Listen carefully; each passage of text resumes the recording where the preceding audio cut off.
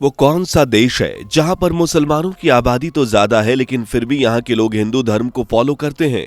हिंदू धर्म में आस्था रखने वाला ये देश अब तक कितने मंदिरों का निर्माण करवा चुका है और इस देश को मुस्लिम कंट्रीज में किस पोजीशन पर रखा गया है और आखिर ये देश किस भगवान का मंदिर बनवा रहा है जिसके लिए नरेंद्र मोदी ने भी उनकी सराहना की है।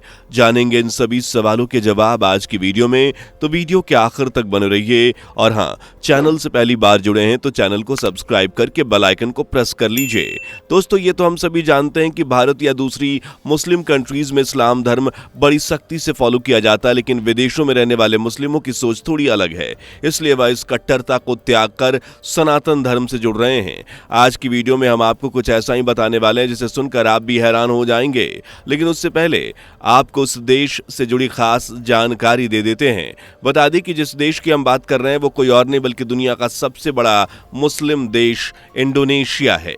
जैसा कि हम सब जानते हैं कि इंडोनेशिया एक मुस्लिम आबादी वाला देश कहलाता है, जहां मुसलमानों की कुल आबादी की बात करें तो वह 28 करोड़ से ज्यादा है, जिसमें मुस्लिम 79% से भी ज्यादा हैं। वहीं हिंदुओं की आबादी टोटल 1.68% के लगभग है।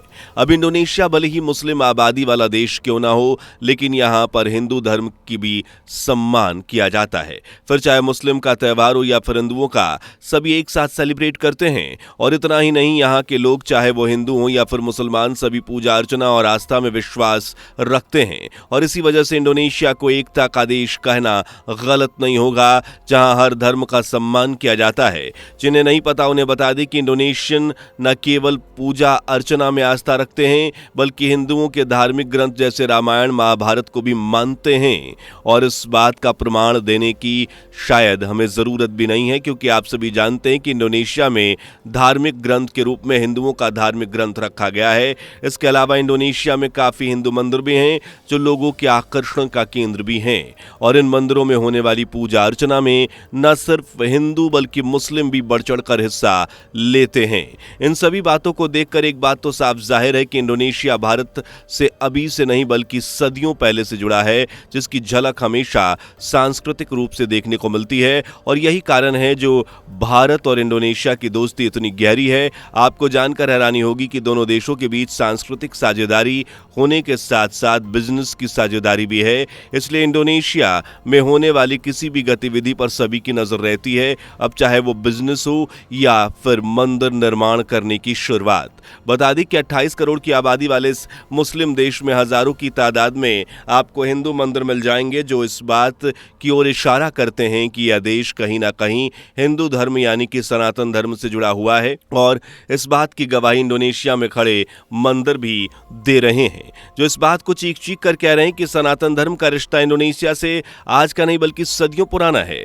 यहाँ पर आए दिन मंदिरों के निर्माण पर जोर दिया जाता है। और बता दें कि अभी कुछ समय पहले एक मिशन लागू किया गया था जिसमें 240 मंदिरों का निर्माण करवाने की बात कही गई थी। इनमें 22 मंदिरों का जीर्णोद्धार भी कराया जा चुका है। बता दें कि ये मंदिर प्राकृतिक आपदाओं के आने से तहस नहस हो गए थे।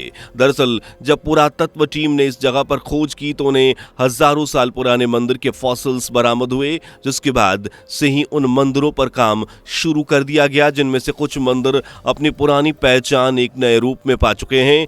इसके अलावा इंडोनेशिया धर्म कर्म के मामले में एक कदम और आगे निकल चुका है। इंडोनेशिया ने अपनी राजधानी जकार्ता में एक और हिंदू मंदिर का शिलान्यास किया है। बता दें, यह मंदिर भगवान मुरुगन को समर्पित है।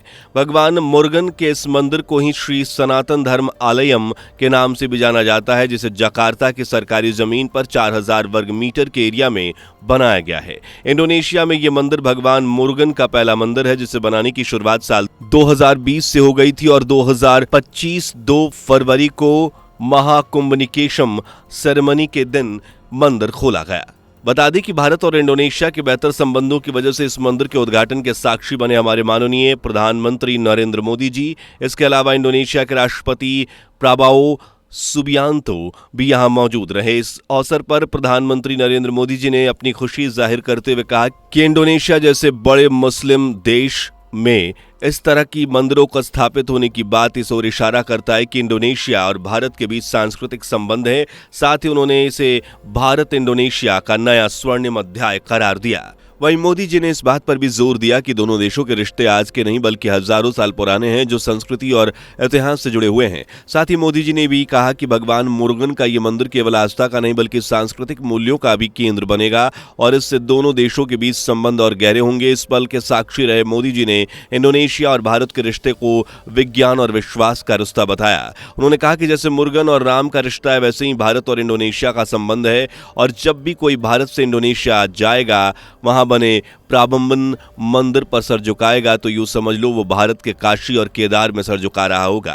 इंडोनेशिया में भगवान मुरुगन के मंदिर के अलावा और कई मंदिर हैं जिन्होंने हिंदू मंदिर की आस्था जुड़ी हुई है। आइए एक नजर हिंदू मंदिरों पर भी डाल लेते हैं। इंडोनेशिया की धरती पर कई मंदिर बने हुए हैं जिनकी गिनती हजारों में की जा सकती है और इन मंदिरों को देखकर यही पता चलता है कि इंडोनेशिया एक मुस्लिम कंट्री होने के बावजूद हिंदुओं को भी बराबरी का दर्जा देता है, यानी यहाँ हर धर्म को बराबरी पर रखा गया है और हर धर्म में सबकी आस्था है। यहाँ किसी पर जबरदस्ती नहीं है कि वो अपना धर्म छोड़कर किसी और धर्म को फॉलो करे, बल्कि हम यह जरूर कह सकते हैं कि इंडोनेशिया में रहने वाले लोग, चाहे वो हिंदू हो या मुस्लिम, सभी एक दूसरे के धर्म का सम्मान करते हैं और एक दूसरे की पूजा अर्चना में शरीक भी होते हैं। और हैरानी की बात यह है कि इंडोनेशिया में रहने वाले मुस्लिम भी अपने धर्म के साथ साथ हिंदू धर्म का सम्मान करते हैं, क्योंकि उनका मानना है कि हिंदू धर्म उनके पूर्वजों का धर्म है जो किसी विशेष परिस्थिति के कारण अपने धर्म से दूसरे धर्म में कन्वर्ट हो गए थे, लेकिन वो आज भी हिंदू ही हैं। यही कारण है कि इंडोनेशिया में पूजा अर्चना में ये लोग सबसे ऊपर होते हैं और इसलिए इंडोनेशिया की धरती पर एक से बढ़कर एक बेहतरीन मंदिरों का संगम है। यहाँ रोजाना लोगों की एक लंबी लाइन देखने को मिलती है जो इस बात को दर्शाती है कि भगवान के प्रति लोगों की आस्था कितनी गहरी है। और इन्हीं खूबसूरत मंदिरों में एक मंदिर का अगर जिक्र ना किया जाए तो यूं समझ लो इंडोनेशिया की लिस्ट के लिए ये मंदिरों का लिस्ट अधूरा हो जाए। जिस मंदिर की हम बात कर रहे हैं, ये मंदिर इंडोनेशिया में 10वीं सदी में बनाया गया था, जिसे प्रम्बानन जी का मंदिर कहा जाता है। इस मंदिर को इंडोनेशिया के सबसे बड़े हिंदू मंदिर का दर्जा भी दिया जाता है। यह मंदिर 3 देवताओं ब्रह्मा, विष्णु और शिव को समर्पित है। इस मंदिर की खास बात यह है कि मंदिर के द्वार पर भगवान शिव, महेश और ब्रह्मा के वाहनों की मूर्तियां विराजमान है, जिसमें भगवान ब्रह्मा के सामने हंस, भगवान विष्णु के लिए गरुड़ और भगवान शिव के लिए नंदी का मंदिर बना हुआ है।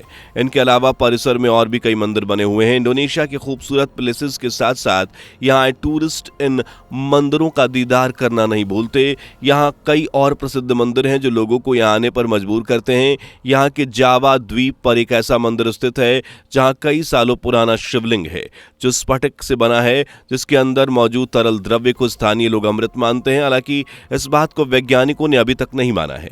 वहीं दूसरे शब्दों में बेहद खूबसूरत मंदिरों की रुख करें तो वहीं मंदिर है तनाह लोट मंदिर। यह मंदिर बाली द्वीप पर बना भगवान विष्णु का एक बेहद खूबसूरत मंदिर है और अपनी बेहतरीन सुंदरता के कारण यह मंदिर इंडोनेशिया के फेवरेट टूरिस्ट प्लेसेस में से सबसे ऊपर है। अब बात कर लेते हैं इंडोनेशिया के जावा में मौजूद बौद्ध मंदिर की, जिसे बोरोबुदुर मंदिर के नाम से जाना जाता है। इस मंदिर को सबसे बड़े बौद्ध मंदिर का दर्जा भी दिया गया है। इस मंदिर की खास बात यह है कि यहाँ सालों तक ज्वालामुखी की राख और जंगलों के बीच ये ढका रहा। तो दोस्तों, इंडोनेशिया के लोगों के बारे में और वहाँ के मंदिरों को लेकर आपकी राय क्या है, हमें कॉमेंट करें। वीडियो को लाइक और शेयर जरूर कर दीजिएगा ताकि इस तरह की वीडियोज आप लोगों के साथ आपके दोस्त भी देखते रहें। और अभी चैनल को सब्सक्राइब नहीं किया तो कर लीजिए। दोस्तों, आपके स्क्रीन पर 2 और वीडियो दिख रही हैं, जिसे देखने के लिए आप स्क्रीन पर क्लिक करें। दोनों देखिएगा, बहुत अच्छी वीडियो बनी है।